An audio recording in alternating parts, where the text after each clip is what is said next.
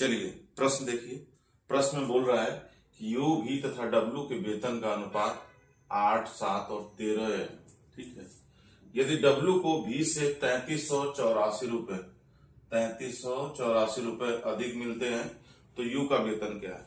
ठीक है, 3 लोग हैं, यू भी और डब्लू, इनके वेतन का अनुपात दिया है 8, 7 और 13। अब बोल रहा है कि यदि डब्लू को भी से 3384 रुपए अधिक मिलते हैं तो बताइए कि यू का वेतन क्या है। ठीक, तो इसको करने के लिए आप क्या करेंगे, पहले डब्लू को भी से, तो डब्लू कौन है, 13 यूनिट है और ये 7 यूनिट है, तो 13 और 7 का अंतर कितना, 6 यूनिट का। ठीक, 6 यूनिट का वैल्यू आपको कितना दिया, 3384 रुपए। ठीक, ये 6 यूनिट का वैल्यू है। तो जब आप 1 यूनिट का वैल्यू निकालेंगे तो 1 यूनिट का निकालने के लिए क्या करेंगे, 3384 में 6 से भाग ले लेंगे। जब भाग देंगे तो 6 पंजे 30 और 3 बच गया 38, 6 छक्का 36 और 2 24, 6 चौको 24, यानी 1 यूनिट का वैल्यू कितना आ गया, 564 रुपया। तो जब 1 यूनिट का वैल्यू 564 रुपया आ गया तो बोल रहा है कि यू का वेतन क्या है, यू मतलब 8 यूनिट।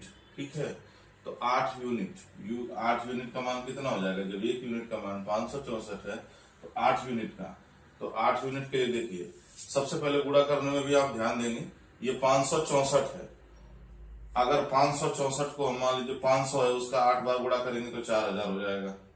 ठीक, प्लस 64 है, अगर 60 से गुणा करेंगे तो 6 बटे 48 480 हो जाएगा, और प्लस 4 से अगर गुणा करें तो 32 हो जाएगा। ये मैं आपको कैलकुलेशन को इजी करने के लिए बता रहा हूं, बिल्कुल माइंड में सोचने वाली चीज है, ये लिखने वाली चीज नहीं है। ठीक है, तो क्या हो जाएगा, 4000 और 400 और ये 80 और 32, फटाफट आप माइंड में ही कैलकुलेट कर पाएंगे, इजी डाटा रहेगा। तो ये क्या हो जाएगा, 4400 और 80 और 32 कितना हो जाएगा, 112, तो 4512 हो गया। ठीक, कितना हो गया, यानी 8 यूनिट का वैल्यू 4512। ये आप दिमाग में बिना कैलकुलेशन किए चाहे तो कर लो, या फिर करना चाहो तो कैलकुलेशन भी कर लो। 8 यूनिट का मान अगर ऐसे नहीं तो ऐसे कर सकते हो कि 564 दिया है और उसमें 8 से गुणा कर दो, तो ये करोगे 8 चौको 32, 8 छक 48 और 3 51 और 8 पचे 40 और 5 45, ऐसे भी आ जाएगा। लेकिन ये चीज अगर आप चाहो तो बहुत ही आसानी से करो, गुणा करने की भी जरूरत नहीं है और आंसर आपको मिल जाएगा।